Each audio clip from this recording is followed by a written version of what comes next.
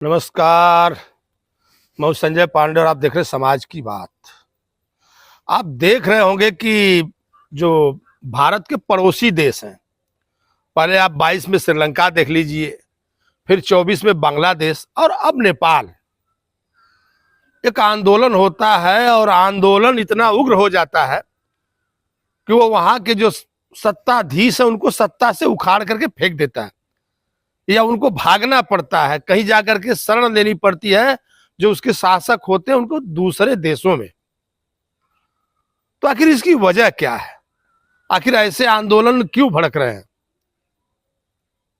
शायद जो युवा वर्ग है कहीं ना कहीं उस बात को समझ नहीं पा रहा है, या तो जानबूझ करके कोई ऐसी शक्तियां है जो उनको भड़का रही है। और मैं बात करूंगा पहले बांग्लादेश की। श्रीलंका में जो हुआ उसके बाद आप देखेंगे कि बांग्लादेश में, और बांग्लादेश की जो प्रधानमंत्री शेख हसीना थी उनको भाग करके भारत में आना पड़ा जान बचा करके। और ऐसा नहीं है कि पूरे बांग्लादेश की पूरी पब्लिक ही उनका विरोध कर रही थी। कुछ युवा और वो भी आंदोलन कर रहे थे शिक्षा के नाम पर, अपनी मांग के नाम पर, और शिक्षा और उनकी जो कुछ मांगे थी अचानक सत्ता परिवर्तन में बदल गई। और आप देखे होंगे कि उसके आरोप गाहे बेगाहे अमेरिका पर लग रहे थे कि अमेरिका ने बांग्लादेश में सत्ता परिवर्तन करवा दिया। कुछ लोगों को आगे करके, कुछ लोगों को फंडिंग करके, खड़ा करके इस तरह से खेल हुआ कि वहां से शेख हसीना को भागना पड़ा।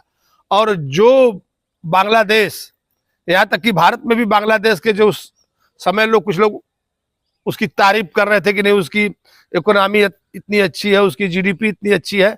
बांग्लादेश की तमाम तारीफें हो रही थी, शेख हसीना की तमाम तारीफें हो रही थी। अचानक एकाएक प्रदर्शन उग्र हुआ, उनको देश छोड़ करके भागना पड़ा।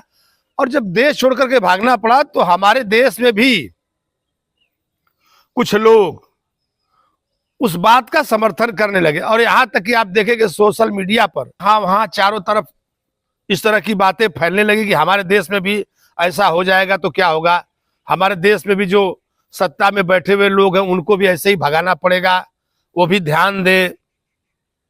इस तरह की बातें चलने लगी और तमाम लोग अपने ट्विटर हैंडल से, सोशल मीडिया प्लेटफॉर्म पे इस तरह की बातें बड़े जोर शोर से उभरने लगी।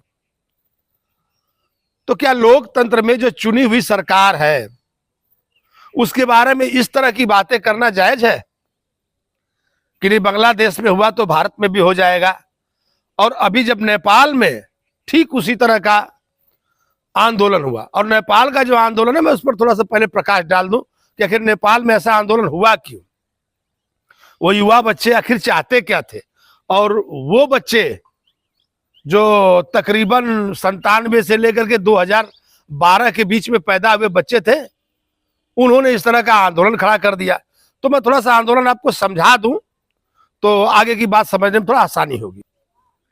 वहां पर जो सोशल मीडिया के कुछ ऐप्स थे उसको सरकार ने बैन कर दिया। और देखिए सरकार ने भी अपनी मंशा से बैन नहीं किया, सुप्रीम कोर्ट का, नेपाली सुप्रीम कोर्ट का एक आर्डर आया कि आप इस पर बैन लगाइए। तो सरकार ने कोर्ट की जो इच्छा थी, कोर्ट का जो आदेश था उसका पालन किया। और सरकार का यह कहना था कि कुछ विदेशी कंपनियां थी जो उनके ऐप्स थे और जो लोगों का पहचान पत्र था, या जिस तरह से ऐप्स को यहां पर रजिस्ट्रेशन करवाना चाहिए वो कर नहीं रहे थे। सरकार के कहने के बाद भी ये जो विदेशी ऐप्स की कंपनियां थी इनकी मनमानी थी, ये अपना रजिस्ट्रेशन नहीं करवा रही थी। तो अगर आपके देश में कहीं पर भी कोई भी विदेशी कंपनी अगर कोई ऐप चला रही है तो क्या उसका रजिस्ट्रेशन नहीं करवाएगी? ये पॉइंट नोट करने वाली बात है। क्या वो रजिस्ट्रेशन नहीं करवाएगी? अगर उस पर बैन लगा दिया जाएगा तो वहां के युवा क्या इस तरह के प्रदर्शन करेंगे? और प्रदर्शन भी कैसा? उग्र प्रदर्शन, जिसमें पूर्व प्रधानमंत्री के घर में आग लगा दी जाए, उनकी पत्नी आग से जल करके मर जाए, तमाम मंत्रियों के घर में आग लगा दी जाए, इस तरह की बातें। जो ये सोशल मीडिया पर जो ऐप्स है तो जरूर है उन पर निगरानी रखना। और मैं उसी दौर एक और बात आपको करता हूं। अभी सोशल मीडिया ऐप्स की जब बात आ गई, हमारे देश में भी जो एक्स है, ट्विटर, मैं पहले ट्विटर था, अभी एक्स हो गया है, फेसबुक है, तमाम ऐसे प्लेटफॉर्म है। तो हमने पहले भी कहा था कि जो प्लेटफॉर्म है, अगर किसी व्यक्ति को, कोई व्यक्ति इनसे जुड़ता है या उसका मेंबर बनता है, तो आखिर किस तरह से उसकी आईडी वगैरह को लेकर के और उसको ये संचालित करते हैं, क्योंकि तमाम ऐसी फेक आईडी, तो फेक आईडी तमाम बन रही है। और मैं कहा था कि एक्स पर कुछ लोग पैरोडी करके, किसी का नाम लेकर के, कुछ फॉलोवर करके, और ऐसे ऐसे पोस्ट करते हैं कि जो उस पोस्ट को देखने वाले वो बेचारे परेशान हो जाते हैं। अभी मैं एक उदाहरण देता हूं आपको। तेजस्वी यादव के एक्स हैंडल से एक पोस्ट आया जिसमें उन्होंने कहा, ये जो हिंसा है नेपाल वाली, बोले हमारे यहाँ का चुनाव आयोग देख ले, यही हाल उनका होगा। और जब हम प्रतिक्रियाएं आने लगी, चारों तरफ इसकी निंदा होने लगी, जब जांच किया गया तो पाया गया कि तेजस्वी यादव का कोई समर्थक था, उसका ट्विटर हैंडल था ये। तो आखिर तेजस्वी यादव का नाम लिख करके कैसे चलाया गया? क्या उनको स्पष्ट नहीं लिखना चाहिए कि भाई हम ये हैं और हमारा ये अकाउंट है? कभी कभी आप देखेंगे पैरोडी करके, मैं बहुत पहले एक वीडियो में बनाया था, उसमें हमने कहा था कि जो ट्विटर है इसको चाहिए कि एरोडी पैरोडी, ये वो फलाना ढिमकाना समर्थक, ये सब बंद करिए। सीधे सीधे व्यक्ति का नाम हो और उसकी आइडेंटिटी हो, व्यक्ति का नाम हो और उसका पहचान हो और उसका हैंडल हो, ताकि सीधे सीधे उसके जो मैसेज जाए। अगर कोई व्यक्ति ऐसे गलत या फेक आईडी बनाकर कुछ करता तो उसके लिए तगड़ा प्रावधान हो सजा का, ताकि भ्रम की स्थिति पैदा ना हो। और फिर मैं आ रहा हूं, जब नेपाल में इस तरह की घटना हुई तो आप देखेंगे कि भारत में भी तमाम सोशल मीडिया पे इस तरह की बातें चल रही, भारत में भी ऐसा होगा। भारत के सत्ता में बैठे हुए लोग सोच ले, देख ले, भारत का चुनाव आयोग देख ले, जो उनके समर्थक है देख ले, यही हाल किया जाएगा। तो कैसी बातें हो रही हैं लोकतंत्र के अंदर, ये कैसी बातें हो रही है जहां पर आप कोई अधिकार दिया गया कि आप अपनी बात रख सकते हैं, आप अपने जो आपका वोट का अधिकार है, आप उसके प्रयोग से सरकारें बदल सकते हैं। और बदलती रही है हमारे देश में, सरकारें बदलती रही है। तो क्या अगर आप से अगर कोई समर्थक, सरकार के समर्थक अगर ज्यादा है, तो क्या आप इस तरह की बातें करेंगे? तो क्या सोशल मीडिया में आप इस तरह के भड़काऊ पोस्ट डालेंगे जिससे युवाओं के मन पर कुछ ऐसा असर हो कि नहीं वो सरकार के खिलाफ इस तरह की बगावत करके सड़क पर उतरे? और अगर सरकार के समर्थक भी सड़क पर उतरते हैं तो क्या देश में गृह युद्ध जैसे हालात पैदा हो जाए? ये कौन सी बात हुई कि आप इस तरह की बातें कर रहे हैं और इस तरह की जो मंशा है आपके मन की, आप उसको प्रस्तुत कर रहे हैं। अरे आपके यहाँ लोकतंत्र है और विश्व का सबसे बड़ा लोकतंत्र है। आपके यहाँ तक कि नीचे से लेकर के ऊपर तक सरकारें चुनी जाती है, आपके यहाँ मताधिकार है। और हमारे देश में जो हमने कहा कि जो धमकी सोशल मीडिया पे चल रही है, सिर्फ सरकार के लिए धमकी नहीं चल रही है, वो मीडिया के लिए भी धमकी चल रही है। कहना है कि जैसे नेपाल में कोई क्रांतिवीर करके अखबार था, उसका दफ्तर जला दिया गया, तो इनका कहना है कि गोदी मीडिया सावधान हो जाओ, देश में भी यही होगा। यानी अब मीडिया को भी धमकाने का काम चल रहा है, सोशल मीडिया प्लेटफॉर्म से मीडिया को भी धमकाने का।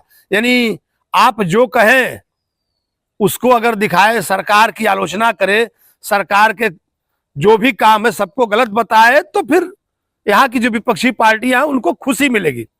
लेकिन अगर आप सरकार के कार्यों का समर्थन करेंगे तो आपको गोदी मीडिया इस तरह के शब्दों से नवाजा जाएगा और इस तरह की धमकियां मिलेंगी कि देखिए आपके साथ भी ऐसा होगा, आपको जला करके मार डाला जाएगा।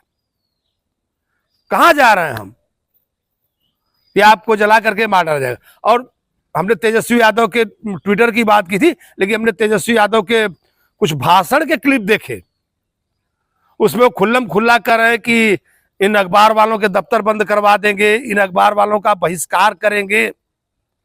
जो ऐसे चैनल है हम उनका बहिष्कार करेंगे। अगर कोई आपके मन की बात नहीं करता है, कोई आपके मनमाफिक बात नहीं करता है, तो आप उसका ऐसा करेंगे, उसका बहिष्कार करेंगे।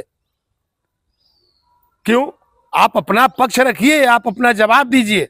और तमाम लोग हैं, आज तो सोशल मीडिया भी इतना हावी है, आप अपनी बातों को सहजता और सरलता से रखिए ताकि लोग समझें। और इस तरह की बातें नहीं कि आप धमकी दें, मीडिया को धमकी दें, क्योंकि धमकी वाला युग अब चला गया।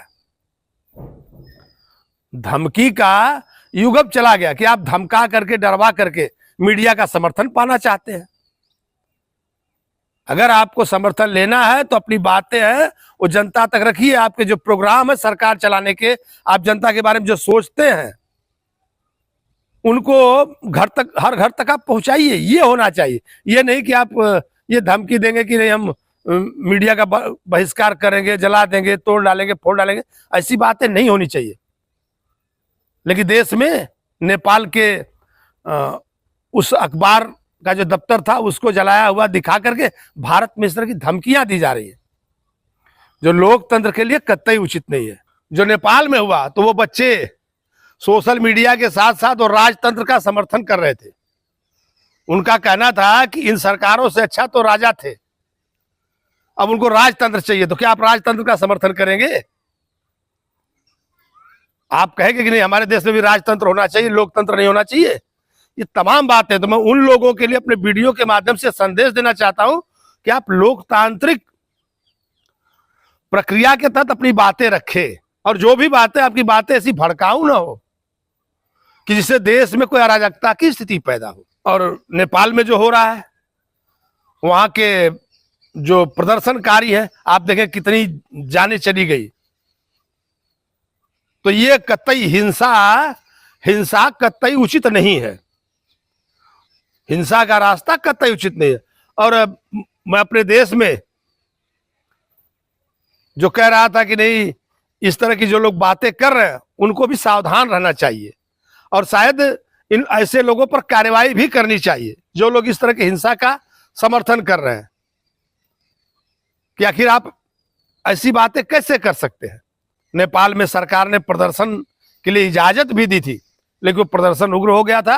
कौन सी ऐसी शक्तियां थी जिन्होंने कि उस आंदोलन को उग्र आंदोलन बनाया? ऐसी शक्तियों पर ध्यान रखने की जरूरत है ताकि ऐसी शक्तियां कभी भी देश में अराजकता पैदा ना कर सके। फिर मैं अपने अगले वीडियो में मिलूंगा, तब तक के लिए धन्यवाद।